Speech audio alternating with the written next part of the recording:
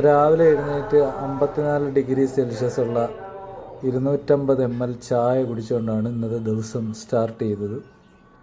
അതിനുശേഷം ഭാര്യ സ്നേഹത്തോടെ ഉണ്ടാക്കി തന്ന ലവ് ആകൃതിയിലുള്ള ദോശ 7 എണ്ണം തിന്നു. അതിനുശേഷം ഉച്ചയ്ക്ക് വാള വറുത്തത്, ചോറ്,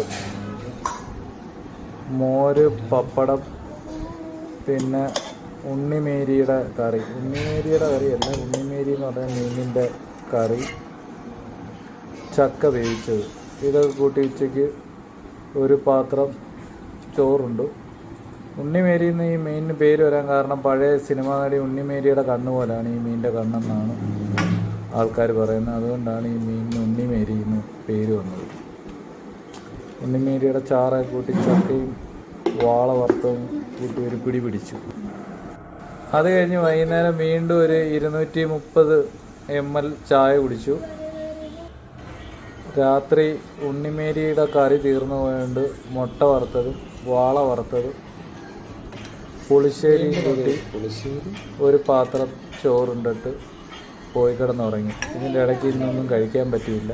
സാധാരണ ദിവസങ്ങളിൽ ഇതിൻ്റെ ഇടയിലൊക്കെ എന്തെങ്കിലുമൊക്കെ കഴിക്കുന്നതാണ്. ഇന്നൊന്നും കഴിക്കാൻ പറ്റിയില്ല. ബൈ.